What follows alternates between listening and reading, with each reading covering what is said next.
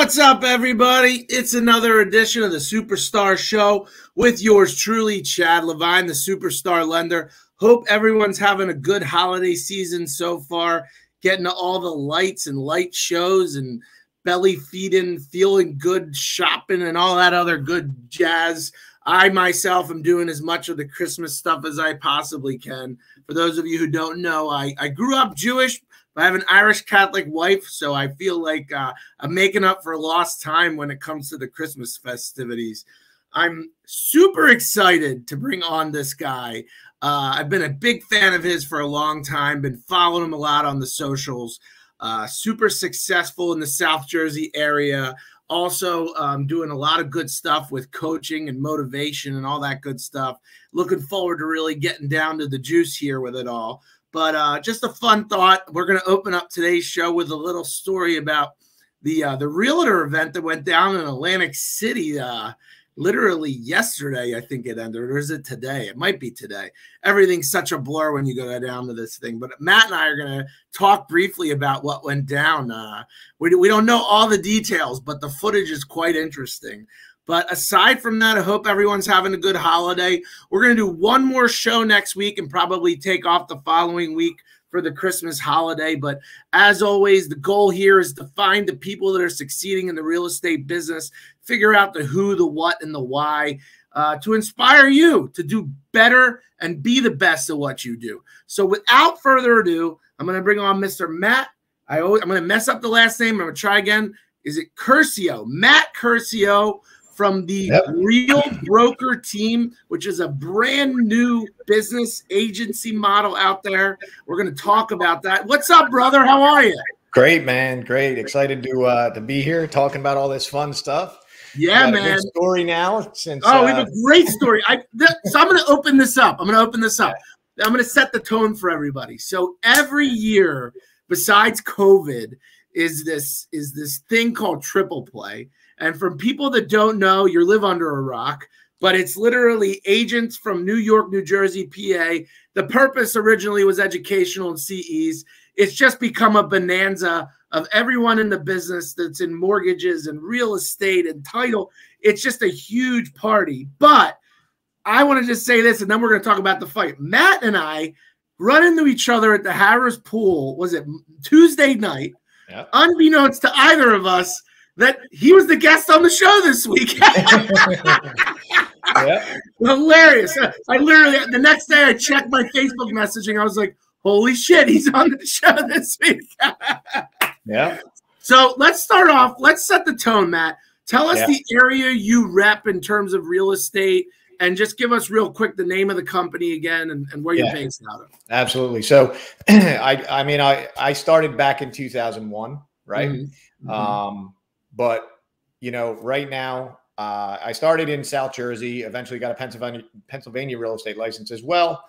Don't do much in Pennsylvania, but, I do cover there. The company I'm with is called Real Broker, and I was fortunate enough to be the first one to open a branch office in a virtual model. So my team is the first branch office where we actually have physical space. And it's a great model, right? As COVID kind of, there's been several real estate companies to do the virtual thing and try to open like one office per state. And, that started working, but COVID forced a lot of other brokerages that were traditional and that have office spaces all over the place to do this. And once I saw this model, like it's just a no-brainer, the average agent, top agents, I grew to be one of RE/MAX's top individuals and top teams over the years. And we saw the same 10% of the people in the buildings. And, when the brokerage can eliminate that cost and give it back to the agents in multiple ways, that's why I'm at, this company, great leadership and great people. And we're going to break that down in a little bit, but so South Jersey, everyone says South Jersey. Are you true? Like all counties, all parts, like where's your primary focus? Like where are you from? Where's your sweet spot? So I am across the bridges in Philly, right? Okay. So I cover about 40 minutes. I tell everybody Trenton to like Woodstown-ish, to the Delaware Bridge is my sweet spot. Obviously, I'm licensed in New Jersey. I've sold some of my family places up in North Jersey because that's where I'm from. But in general, Burlington, Camden, Gloucester, and Salem County is my sweet spot. Got it. Okay. So yeah, well, real fast, I'm just gonna, now that we're on air, just have you recount. So I don't know anyone that hasn't seen this video, right? Yeah.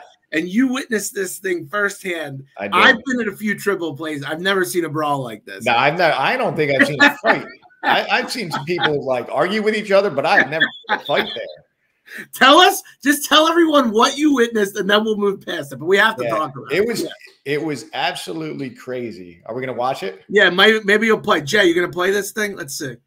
Look at this. Oh my God. So you're in front of this? You're watching this? No, I didn't see. Like, this is probably when I walked away because I knew shit was, everything was going crazy. When people watch this hit though, watch this. Oh God. That hit. That was quite a hit right there. And this idiot with a chair, like, oh my God. So how many people do you think were involved? Like 30? So I happen to be standing in the line. It's probably around the corner there. This is gone, right? I was gone by the time this all happened. Because I was standing waiting in line for food. Everybody was waiting in line. And then all of a sudden you heard like a train of people come down the hallway. And I keep telling everybody, it looked like a football team running into a restaurant. And then it turned into Roadhouse. Oh my God. People started screaming and I saw the phones come out. But I don't know who it was. I heard it was a mortgage company versus a real estate real estate company. And I don't know. I don't know the truth, man, because then I've heard other things, and then everybody's got different opinions. That hit, every time he replays that hit, that guy just had no idea it was coming. Yeah. Oh my God. And then this girl, oh my God. Anyway, almost got her head taken off. It's just insanity, man. And look, that's 2:30 in the morning. Yeah. Well, and like you said when we were off air, really nothing good can happen at 2:30 in the morning. So no, not when that's about all we'll have to say about that. But I figured you and I should talk about it. and fair, in all fairness to triple play, that nonsense doesn't happen all the time. Yeah. There's been people commenting like, oh, that's why I don't go to events. Like, it really doesn't happen. And that was 2:30 in the morning. So if you're out at 2:30 in the morning, arguing with people, unfortunately, they don't have the right minds on to hold an argument. All right. Well, that's all the weight we're going to use in that segment. So that's over. But I figure we give it a little light. So let's start about your beginning. So you're from North Jersey. Yeah. Where in North Jersey are you from? Actually, the point of New Jersey, all the way in Vernon, which is where Action Park and everything was. I don't know if you heard Class Action Park. It's a big documentary from where I'm from.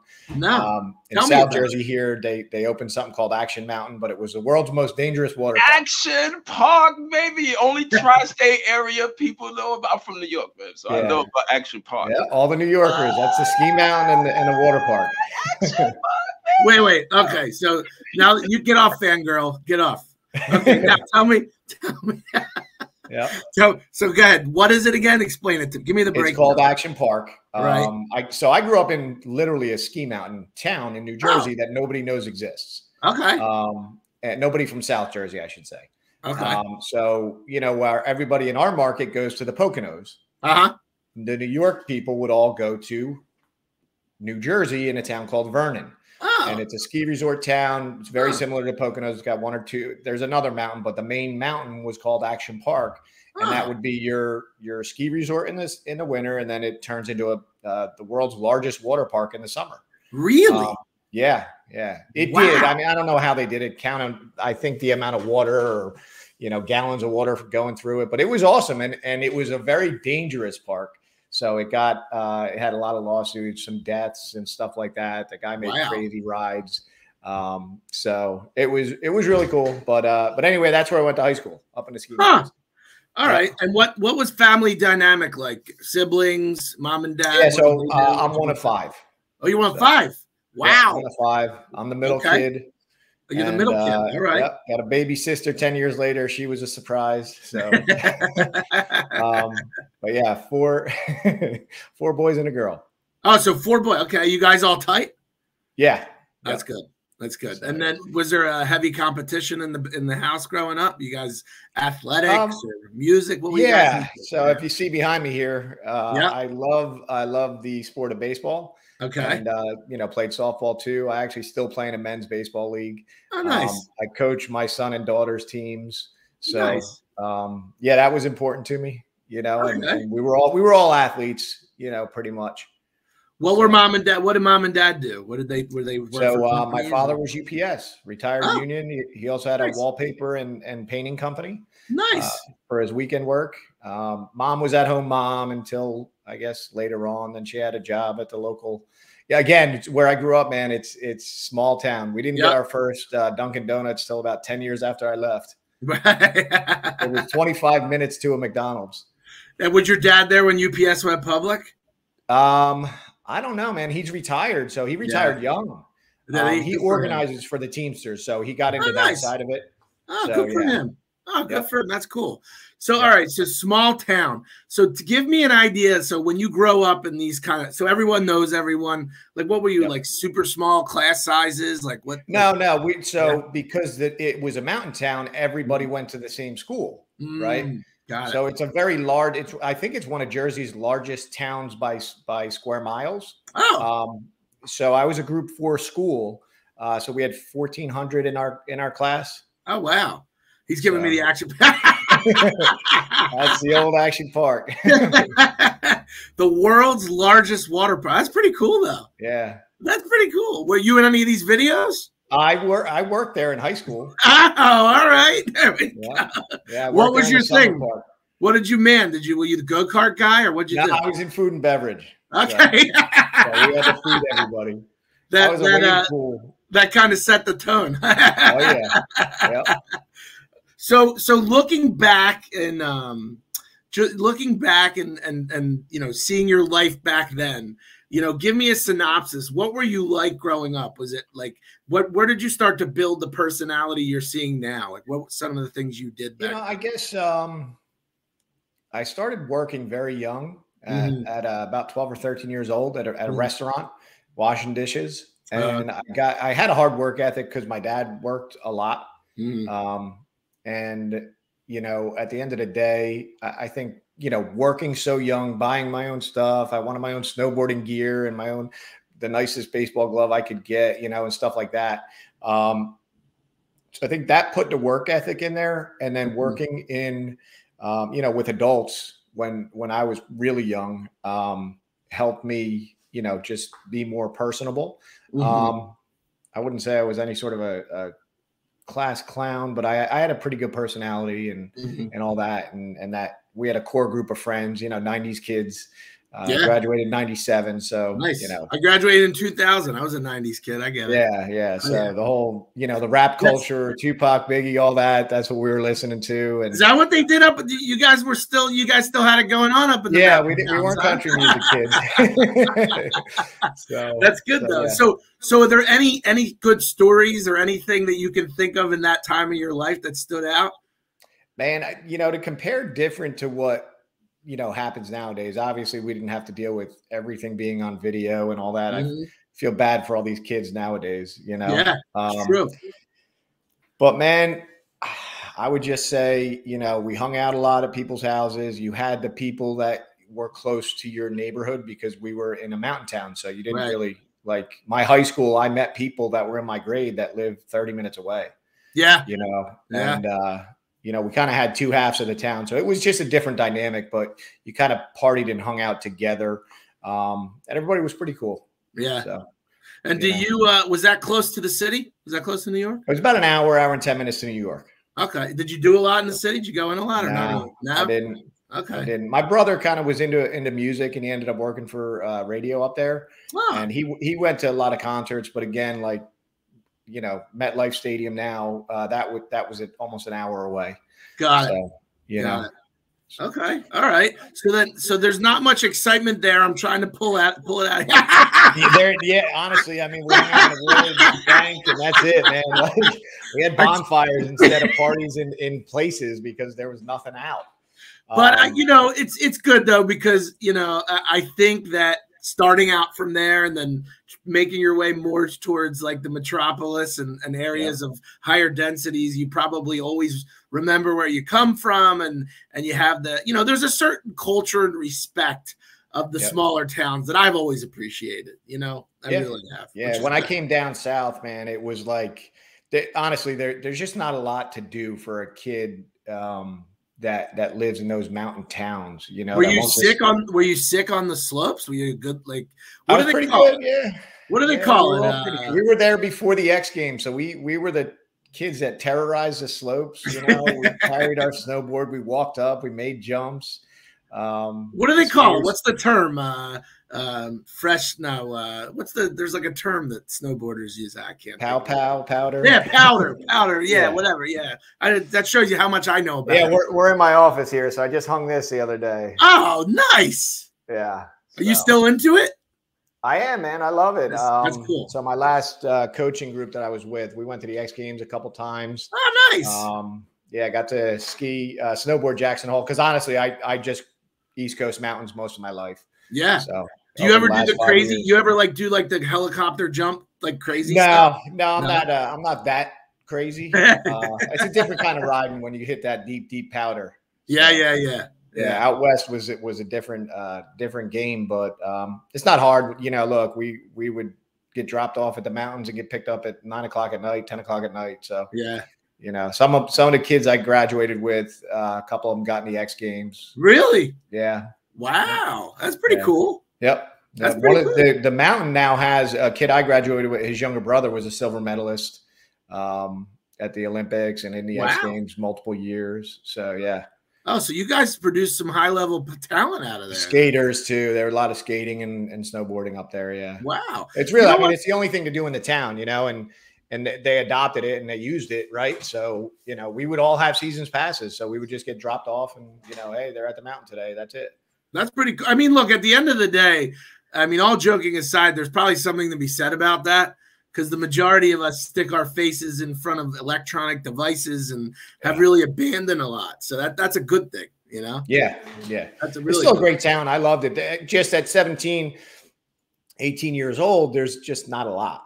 Yeah, you know? I get it. When I was dropped off down here, I actually moved in with my oldest brother, and you know, he was in Glassboro at the time, so I was like, "Holy shit!" There's 4 different fast food places in 2 miles, you know, and there's people everywhere. And now there's DoorDash. You just hit a button, right, yeah. So well, I'm going to tell you my skiing story. Like, this sums up my entire life. I went one time, I think it was Blue Mountain, and I was I've been chunky my whole life, but it just was part of the whole, you know, my love for food. But I get on this mountain, my parents say, all right, we're going to give you a lesson. I took a lesson, thought I could do it. I'm coming down the bunny slope, and this couple decided, rather than letting go of their hands, they were just going to clothesline me. So I get clotheslined. I must have been, I don't know, 8 or 9, something like that. That was it. I'm done. I took the skis off. I sat at the lodge. I had like 14 hot chocolates, and I was good to go. Yeah. One of my brothers never set foot on the slopes. Like, backyard. We all had our backyards that were hilly, so we could get enough done there. But he said never will he ever go. Some people up there don't do it, even though it's in their backyard. Hey, I guess I can understand. After my experience, I can completely understand. Yeah, those mountains are covered with people nowadays. It's crazy. So you actually have to be decent. Yeah, a lot of vacationers, Airbnbs, and all that stuff. It's all New York. New York goes over every weekend. It's surprisingly, it's really expensive. Yeah, nowadays. Yeah, to go up there and stay there, and everywhere is expensive now to ski. You're spending $100 a ticket. Yeah, that's crazy. I took my whole family up there, and I was like, did I just pay almost $1,000 to go to an East Coast mountain for 4 hours? You know? Well, all right. So let's get into this. So what's in your mind? You're 17. You're like, I got to get out of this place, right? Yeah, so I went to junior college, played for their baseball team. Okay. Got to go Tell me about baseball. What position? What'd you play? Shortstop, second base. Shortstop. All right. All right. So you had a little bit of skills playing junior college. Yeah, that was pretty good. You get around the bases quick? that wasn't my strongest point, but I did well at hitting. They picked, everybody would pick on me that I wasn't that fast because I look like I should be, but yeah. but I held my own with the bat and on the field. So before I cut you off, did you say Florida? Did I hear you say Florida? Well, so my team, my junior college team at Sussex County Community College, we had a new coach take over or something. They recruited me and I was like, yeah, cool. We got to go to play Florida in like the Clearwater stadiums. Wow. So I went to badass field, came back. I didn't mean the coach didn't see eye to eye. My grades, GPA was going down. I was going to say, what does that mean? You and the coach didn't see eye to eye? He wasn't like my favorite person. And because I think you're trying to that's the nicest way of saying it. Yeah. So in the end, I dropped out. Yeah. I called my brother. I was like, look, I hate school. I almost went to Boston to where my brother went to school to be an engineer. I just didn't want to pay the money. I worked real young, so I understood money. So I wasn't going to pay. I think it was after any sort of financial aid, it was still going to be like 12 grand a semester. And I was like, yeah, I'm really only doing this. What school? What school? That was Wentworth. I never heard of it. Okay. Yeah. It's they got a couple engineering colleges up there. So they're Rhode Island.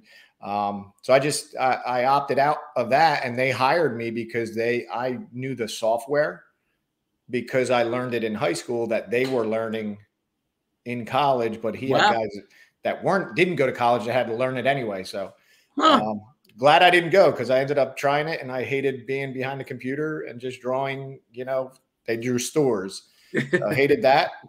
Bartended with our mutual introduction last week. Yeah, so let's not praise over that. Beep.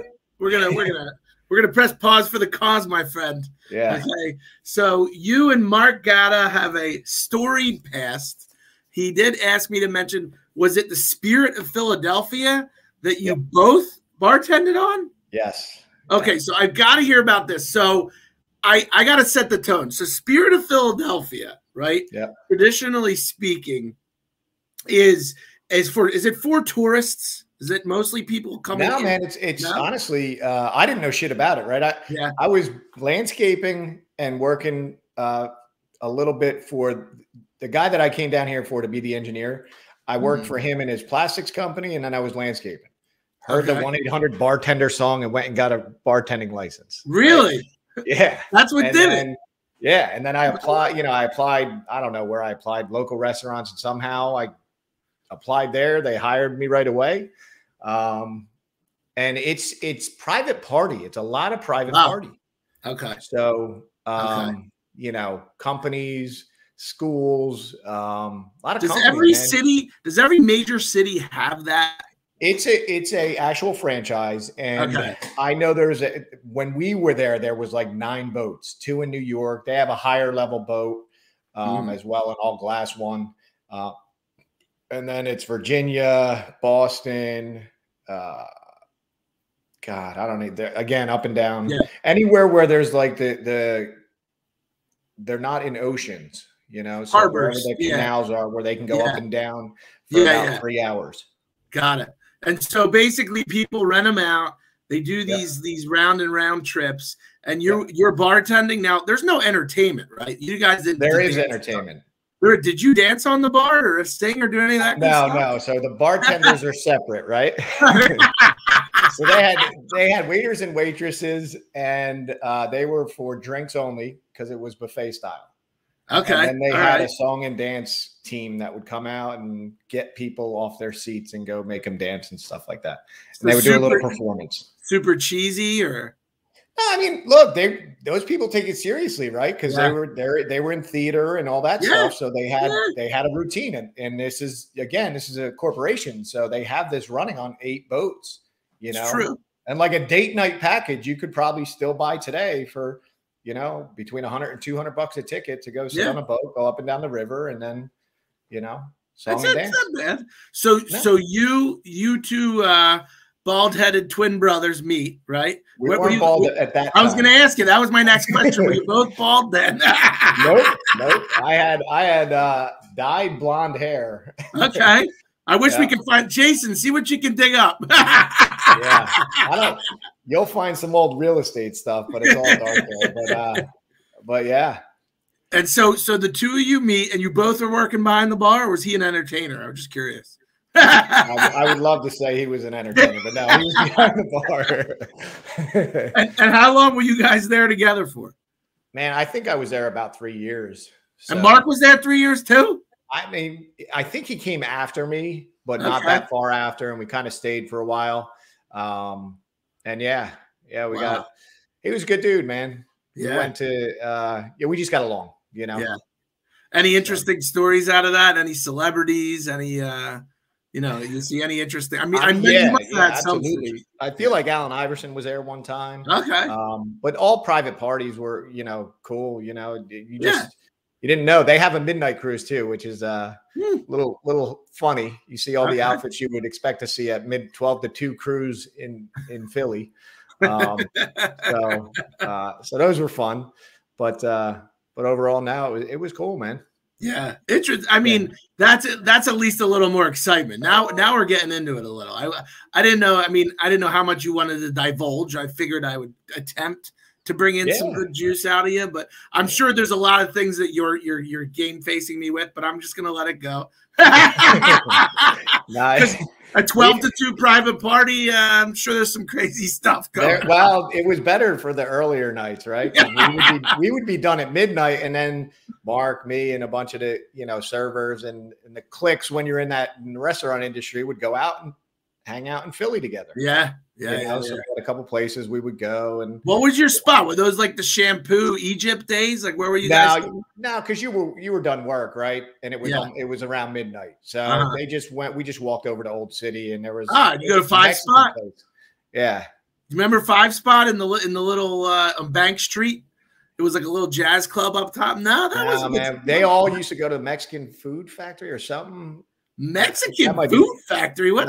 It was Mexican something, and they just served us. They were cool with us, and all the people knew each other. And you didn't have to be like, it wasn't like you were going out on a Friday night. So it was different. Yeah, different vibe. I get it. And did you live in the city then?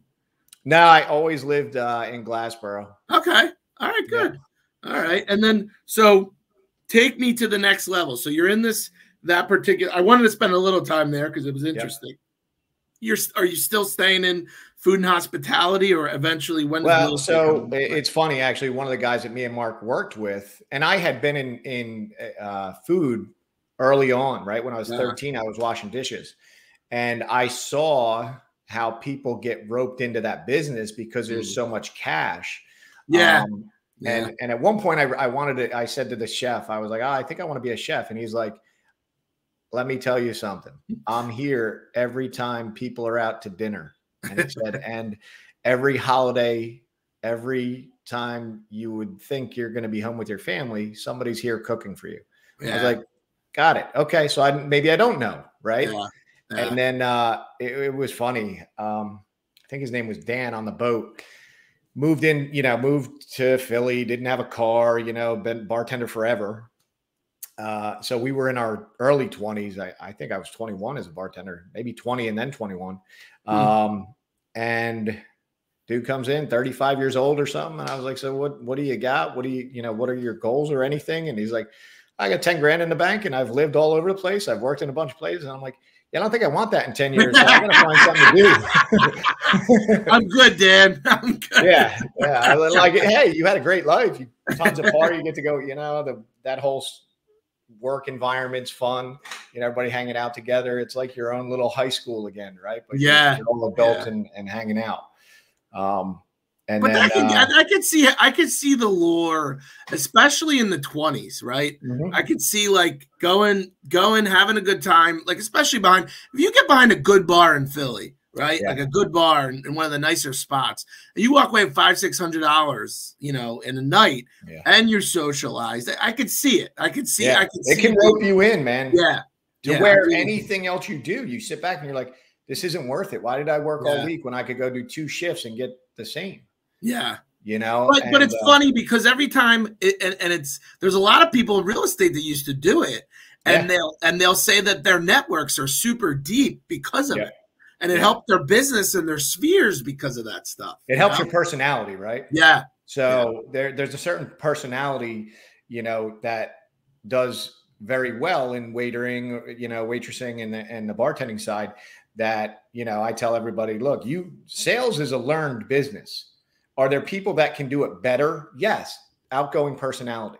Mm-hmm. So the reason I can say a bartender should do well in sales is because they have to be front facing, belly to belly sales every day. It's true. Right? They're just not selling shit, right? They're just making stuff, but they have to hold a conversation. Yeah. Yeah. I mean, you are selling. I mean, it's the experience, right? Yeah. I mean, that's really what, because at the end of the day, although I shouldn't say that, I've had some pretty shitty old fashions in my day. So, so if your drinks suck, you got a big problem. But what I learned from Matt Donnelly a couple episodes ago is he faked it till he made it, because he told at his first job, he said, I know how to 10 bar, and they left him alone. And he had no idea what he was doing. But because he was a nice guy, he ended up making it. So, all right. So when did this realization come in? Like, at what point are you in your mid 20s? Like, how long? No, this is early 20s. So I was 21, 20s. I think. All right. And it's funny. My brother was in a bowling league, right? I didn't know anything about it. And I didn't have a big, like a large group of friends down here in South Jersey. So I would do that with him once in a while. And, somehow I wanted to learn about investing or, so I remember saying to my brother, like, we need to do something, right? We need to buy houses or do something. And then he said, that guy buys houses. We should talk to him. I said, hey, man, I heard you buy houses. What can we do to buy houses? And he goes, here, read this book or go buy this book. And it was Rich Dad, Poor Dad. I knew you were going to, I knew it. Like, I knew it. So you actually got something out of that book? Man, when I tell you, that book changed my life. That conversation changed my life. Yeah. Wow. All right. Hey, listen, I'm not going to, I read it and then I read it and then I read it and I'm like, I don't know. Maybe some of those principles were in your head already. That's a good idea. Okay. All right. Didn't think of it like that. Okay. Yeah. So to me, I sat back and I was like, all right, I'm very handy, like work wise, construction wise, because my dad was and all that. And I was just like, all right, this guy says he's flipping a couple houses. This is back in 99, 2000. Right. And tells me to read this book, read the book. By the way, high school C student, dropped out of, after half the season of baseball. I was like, I'm out of college. I hate this shit. Yeah. So I never read a book cover to cover. Yeah. Just did my work assignments at school. Yeah. That book. I was the same way. I read end to end. Right. So tell us what you get out of that book. Because if it was that life changing, some of that must be ingrained. What do you get out of that? So, I mean, at the end of the day, for those who don't know the book, a guy had two dads, basically. Mm-hmm. His friend's dad, I think it was, who was very rich and a business owner. And he had his dad who they had enough money and they were, I think, wealthier or higher end. But he worked for like school systems or whatever it was. So you had the W-2 employee and you had the role model of the business owner. And when he learned different principles from each and, the financial freedom life is learned from that, the guy who owned all the businesses, bought real estate and did all that. And that's Rich Dad, Poor Dad in a nutshell. But, Robert Kiyosaki still has huge followings and all that stuff. And he still trains on his cash flow quadrant. But overall, it just made me want to learn more about real estate. Got it. Then I end up, I told my brother I registered us both. Does the way you think, like when you were done reading that, because the one thing I'm taking from it too, Matt, is that you didn't just read it, you actually implemented and executed. That's the tough part, right? Yeah. People can go and listen and it's just like in and out and in and out. You absorbed it, you took it in. Did your view literally change after that? Like, did you start thinking about things totally different? Yeah. I mean, it made me sit back and realize and again, I started working at 13. So I had a very, sharp mind when it came to how much can I earn? Where, what can I do hours, there's only 40, 80 hours in a work week, depending on what you do. So what can I do? So then, at the end, I just had that knowledge, right? So I was like, we got to do something else. We can buy rental properties that can pay us monthly. He's got so many, I need to find more people, right? Go to real estate school, learn about it. I didn't care to sell real estate. But I had been told to do it by a couple people, and I was like, all right, who cares? Let's do it. Ran into a buddy halfway through real estate school. And he was like, hey, when you're done, you should come work with me. He was my age, right? We were dating girls that were that went to high school together, right? Again, I didn't know that many people, but he was from this area, and I was the mutual introduction to have those two meet up or whatever. So 4 months go by, whatever, because I was in that night class, and I came out, met with him. Well, I met with him when I was in it. He was at Prudential, which down here, Prudential Fox and Roach was before. Now it's Berkshire. Then by the time I got done the class, he was at a Remax, which is very odd for people to start at a Remax.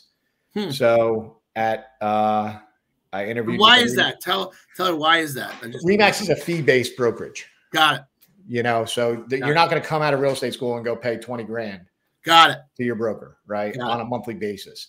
Got it. So that attracted only the people that were top sellers. Makes sense. Okay. But put me in a room with them. Right. Yep. And then me and Andy worked together and kind of formed a partnership / team before that model ever existed. That's back in 01. And then by 01, man, you've really seen the markets fluctuate. Woo! Yeah. Yep. Wow. Yeah. Yep. And me and him actually had to separate our business. Unfortunately, Andy ended up passing away years later.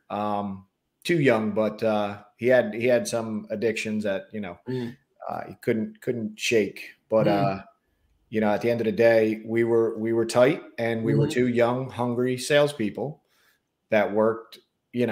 We did what we needed to do back then. Back then, we were hustling HUD homes, calling investors a lot. That I kind of knew a little bit about construction, so that was a good niche for me.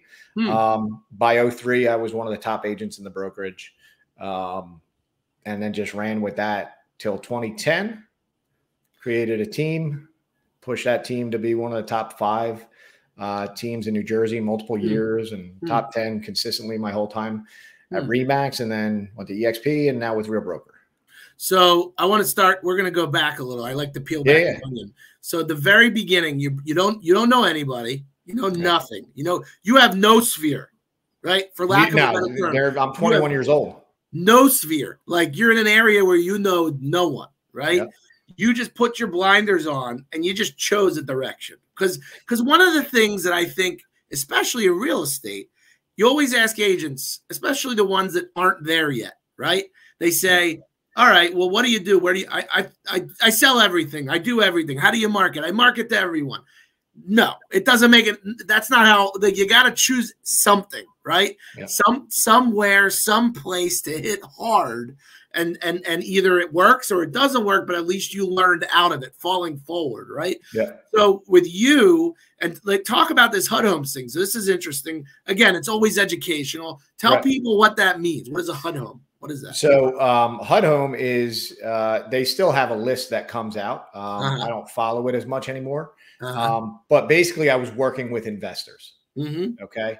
And by the way, I never stopped wanting to invest in real estate too. Right. So me and my brother brought a guy's course. His name was Russ Whitney. So I was learning about that and building your empire, doing stuff. And we were up to about 10 or 12 doors, I think. Wow. Quickly in those years.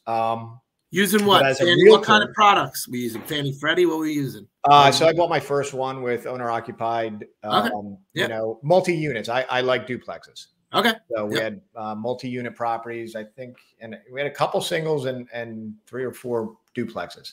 All Fannie Freddie? All Fannie Freddie stuff? I mean, it was no doc by the, we had no doc or stated income that I tell people like I had over $1 million in loans. The glory days, man. Yeah, like you're a bartender.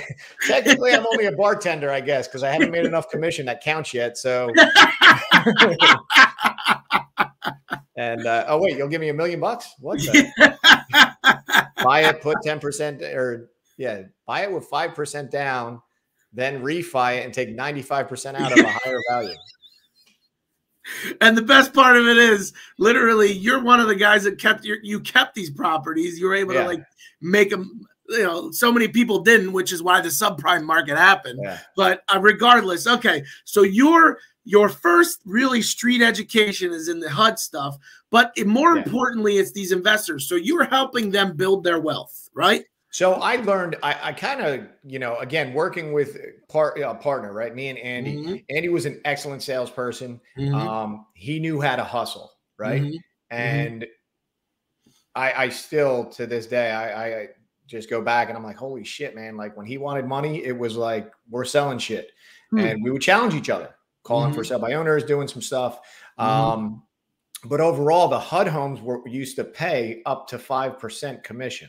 Really? Yeah. So the list would come out on Thursday, right? And you would get a new list in Camden County, new list in Gloucester County. We would fax it to people. We would, you know, we started building a list of who would buy these things. And you could reduce your commission to help raise the net to HUD or not, right? Yeah.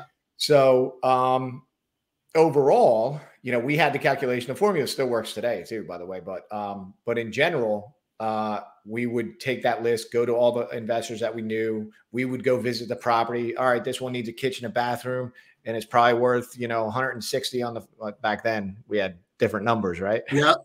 You were buying these things for half of what you were buying them for today. Crazy. But we would just go and call everybody and start doing that. Then I ended up in a coaching program after, you know, I succeeded on the buy side. So you're doing well with HUD. You're finding HUD and everything. It was just vacant properties, you know. Yeah. We were actually, you know what, we were doing short sale too when nobody knew what short sale was. So back in 01, I was doing 02 probably. I probably did a couple short sales. We would see the high grass and say, hey, if you want to sell your house, we got an investor. And if you owe too much, we know how to tell your bank to take less. Yeah. You know, before anybody knew about it. Right. Before the 07, you know, market turn and everybody had to learn it. Interesting. So that's who I worked most well with. And then, you know, at 24 and 25, I had enough friends locally that I became the go-to, you know, hey, Matt's selling real estate. Now your sphere kicks in. Yeah. Now your sphere. Now your sphere. So you started really in a niche, and a really nice niche, actually, because you were really forward thinking. Really were. I mean, and you fell into it, which is awesome. And then these investors probably loved you because you were their ground, you know, their boots on the ground, right? Helping them find these deals. Yeah. So you're building a sphere based on where you live, and then now you have this other network of investors, right? Yeah. That's awesome. Yeah, I was playing sports, you know, I was still playing softball, men's softball around here. So those guys started calling me and kind of got adopted into the Pittman world from different teams I played on. And all those guys were around my age and they started buying their first house. And did you make it known? Were you doing a lot of self-branding, self-awareness? But back then it was different, right? Because we didn't have Instagram and Facebook. Sure. So it was word of mouth, you know? And I mean, I would have a suit on or a tie on and they'd be like, what the hell are you doing for work? You know? And I'm selling houses. And, you know, that I became known in our local community as a guy to talk to about real estate. Okay, so now I get it. So you're hitting it hard on the investment side, and you really hit a nice niche. Then your sphere starts to kick in. So tell us how you become number 5. How do you do that? After me and Andy had to separate our business, right? Then I found Floyd Wickman's coaching program. Okay, right. Floyd, does that still exist? What's that? Does it still exist? I was told it may. So he had a program called Sweat Hogs. If anybody's heard of Kelly. Oh, I've heard of that. Yeah, I've heard of that. So Bold is almost a copy of it, honestly. Okay. So Bold at Keller Williams was created with similar values, and you know, it's a cold calling course. So my broker, you know, looked at me and he said, I said, I can't afford $1,000, you know, and he said, that's the exact reason why you're signing up for this. And I was like, shit. All right, I'll do it.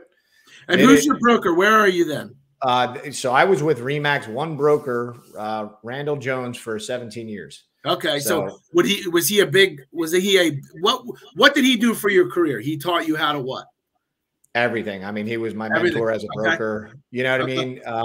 Then not the sales side, right? We kind of sought out the information for that, but overall, how to be a good realtor, ethics, and all that stuff. I just saw him. I saw him at Triple Play, and you know, overall, just a good mentor, right? And that helped me. Well, forcing us, you know, the people that he knew would succeed in the class to do the class. You know, I mean, you literally had to show up at the office 5 days, at least 3 days, and have your broker sign a document that said you were there at 9 a.m. and you were making your calls. And back then it was get the phone book, pick a street, go to the letter Z, because every other realtor starts at A and stops by letter B. So you go Z and you go backwards. Okay. And what was the shit? What was the shit? What was the shit? What did Sweat Hogs? What was the? Give me like the core. Taught me how to get on the phones. Okay, got it. And then what was it? What was your angle when you were on the phones? What was it? You remember? Yeah. If I left a voicemail, it'd be Chad. My name's Matt. I have an important real estate matter I'd like to discuss with you. And you'll call me back for that, right? So give me a call at da-da-da. And then if I got you on the phone, hey, do you know anybody who's interested in buying or selling a home now or in the near future? Oh, that's it. Simple. If you ask enough people that question, I promise you'll get a yes. Interesting. Okay. Fair enough. And I called the neighborhood I lived in first. I beat out one of the top brokers in the market. And I'd see the guy all the time. His son is now probably going to buy a home from me next year. But, you know, he says, Matt, I still remember. And you didn't tell me till later that we were your first client ever. I was like, yeah, I know. I was like, and it literally, man, we had every phone, right? We had the first flip phone, the Nextels we were walkie-talkieing on. Like we went through all that in growth mode. But it was just cool because he hired me based on gut check. I lived in the market, and you know, he was like, I think this kid's going to do it. And this is a market not like today where everything sells. You know, you still needed to do marketing and stuff. And got 4 listings in that course in that 8-week or 9-week time frame. Put 1.8 million together. Wow. So do the math, right? Almost 2 million, almost 50 grand, 50, 60 grand. Jeez. And they made us carry around on a sheet of paper your goal. In an actual, it had to hang out. So if I was at the bar and I had my car keys on me, like a laminated piece of paper was hanging off my thing, and people were like, "What is that?" That's a truck I'm going to buy. and 2 weeks after that class was over, I had the truck. Wow. So, you know what I'm learning about you, Matt? I do this at every show. I listen and I learn and I pay attention, and then I try and stamp the label and find out your why. So your why is right behind you, up above you. See that word coach? You're coachable, right? That is a hard thing, Matt. Like, not everyone is coachable. You're not just because you were the ultimate student, you can then become the ultimate coach. And it sounds cliche, but I'm listening to you, and you are a learner. You literally, you bring it in, you swallow it, you implement it, and then you execute it. And that, to me, draws the parallels behind your athletics. I bet you were the same way as an athlete. I'm guessing as you got mentored by the right people and eventually got the shitty coach, so you got out, right? Makes sense. But like, it's, am I right? That's what I mean, you know, at the end of the day, I always say, realtors, you need a coach. Yep. You know, and, you know, in today's world, we can also have teams to join that are, you know, being coached, or that can be the mentor. But yeah, coach me on how to do it, make a contest at it, and I'm going to be one of your top. That's what I mean. So to me, that's it with you. Like, and you do it. You're just not, you're like, fuck it, I'm going to do it. Fuck it. Like, give it to me. I'm going to eat it. And then I'm going to kick everyone's ass. I love it. I love it. Yeah. So is that, I mean, for lack of a better way of saying it, is that how you got to 5? Was it scaling with other teams? How'd you get to number 5? Other coaches. Coaches. Okay. Other coaches. Yeah. Okay. So after that, good, my first good year, and you get the cold calling. You feel your confidence. Learned how to do listings, right? Which nobody really taught back then. So what about give me the listing juice? Give me your thought process in that. What's the direction for you on that? I mean, look, there's 100 ways to get a listing now. The market's different now. But what it taught me and what agents need to learn, you don't know what the hell to do when you get in the house. All these courses teach you to get an appointment, but you don't know what the hell you're doing when you sit down. So find a course that can teach you that, right? And then just repeat the process, man. Like, it's it. Yeah, it took me 1,000 calls this time and 20 conversations to get an appointment. Well, why? Why did you have to have 20 conversations? What did you say wrong? Right? To where, and what did you say right to get the appointment? And then the next time you're not going to have 20. You're going to have 15, and then you get it down to 10. And then there's a numbers game to how many you can convert. So after that course, I joined his elite level, I guess it was called, and you had to sell 5 million. So I busted my butt to sell $5 million 1 year to make sure I could go to his elite level. We made a local mastermind. We met somewhere on 70, like Red Lion Diner, with agents out of my market, and just mastermind a little bit. And then 2010, I broke my collarbone playing sports, playing men's softball. Awesome play though. I caught it, and then my arm broke and it popped out. But hey, at least you went out with glory, right? Yeah, everybody heard it, right? So I was like, shit. I remember being in a sling, and I had my I don't know if I had my son and daughter. No, I think I had both at that time. But either way, I was in the office the next day in a sling, and I got an order to change keys, right? To go change locks on an REO, one of our listings. And I'm like, if I get hurt, like, I got zero money. The water stops running if I get hurt. So then I found my next coach, because I said I need a team. Everybody was telling me to build a team and all this shit. And I was like, I don't want to be an adult babysitter and all that nonsense. But seek the best to be the best. And, that I found a buddy of mine, Jay Kinder Reese Coaching. They were two guys selling over 250 sales a year, that created a coaching company and a model to their team back when teams were newer, that I was like, they're a couple years older than me, but they're still selling houses. And that's what I want. I don't want the guys that are just, you had all these older coaches and they're still around, but they haven't made a call in 10 years, 20 years, some of them. Right. But they're teaching you how to do it. And it's like, all right, you haven't made calls. And then the internet marketing was coming out, so the older coaches had no knowledge of, Instagram, Facebook, just everything that was coming out, and they had everything. They knew everything. Their teams were operating at a high level.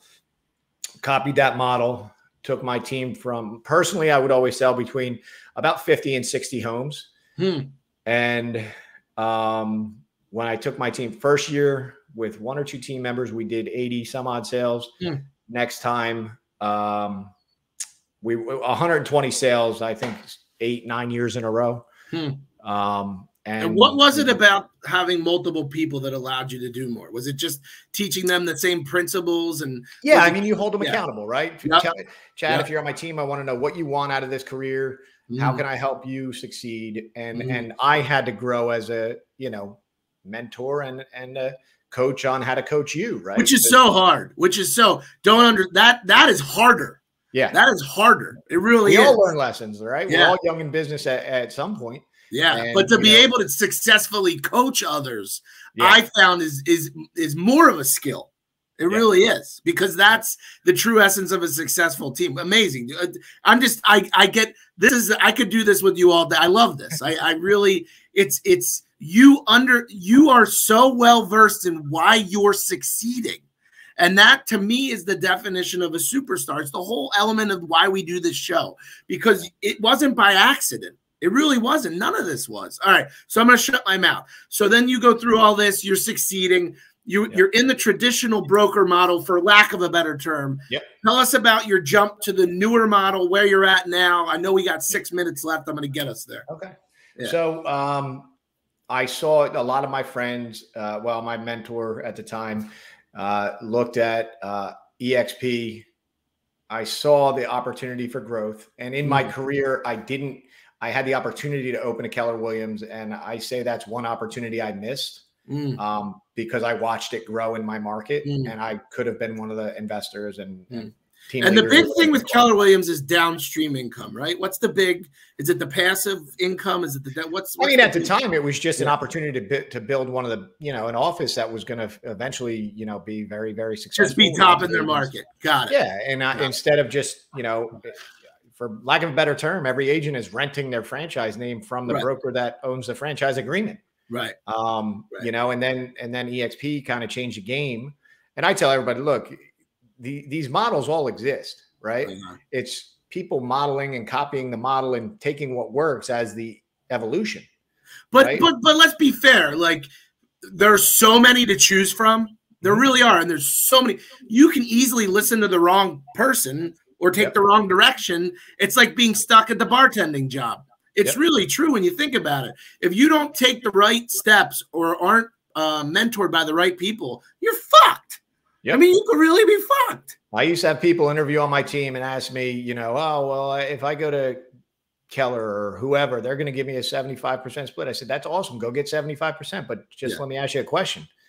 75% of zero deals is worth what? Yeah, exactly. I'm sorry that I'm 50-50, but at the end of the day, I know that you're going to have the amount of leads that are required for you to get your 2 to 3 settlements a month.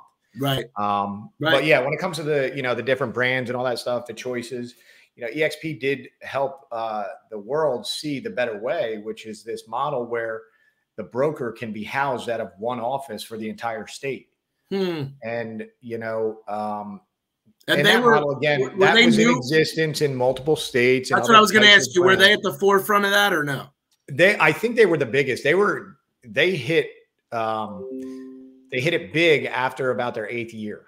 So they had been running for a while, but I think the market was ready. Right. And then you can follow the opportunity of being at a brokerage where you become a shareholder, in essence, an owner. Right. And then they have a revenue share model, which, what would you rather, profit share versus revenue share? I'll take I'll take a nickel when somebody makes $1 over. If there's profit, we'll pay you. That makes sense. And then that's the evolving that you're going to hear revenue share from a lot of the brokerages now. You're going to hear stock plans, but I tell everybody, if it's real stock, look at it. If it's stock in my branch or my whatever, because some of the companies do that as well, it's not real stock. If you're getting real shares of something publicly traded on NASDAQ, that's something to sit back and do the math on and learn the opportunity at least, so you can say yes or no. And here at Real Broker, we have those options for the agents, right? And anybody local to me, I'm always open to hire agents on my team, mentor them, get them up and running. The new model has shifted my opinion of a team's value to where I believe I can help somebody succeed and grow off my team. Just because of the way of the world, eventually, sorry, team leaders, the secret's out. You buy the leads for the team. That's it. You buy the leads and you have the CRMs. Right? You got to learn somehow. So at the end of the day, it's just easy to sit back and understand where, all right, the team member is only going to want to pay you so long. Sure. They're taking it on a less risky basis when they're on your team, because they don't have to front the outgoing expense every month. But when they have enough funds to buy their own leads, they can just go buy their own leads and hold themselves accountable. Right. So in this model, I'm able to still retain people in my downline and be their mentor and person they look up to as somebody who's sold a lot more real estate than them. While they're not on my team, I still get a little paycheck every time they do. And then your coaching business, does that allow you to go? Do you help people outside of real estate as well? It's mainly realtors. Okay, mainly realtors. Okay. Yeah, mainly realtors. So I help them get structured in business. I'm not an accountability coach. I'm not going to tell you go make 20 calls this week. If your business needs structure, you need to know how to set up a team. You need to know the tech you need and what systems you should be using.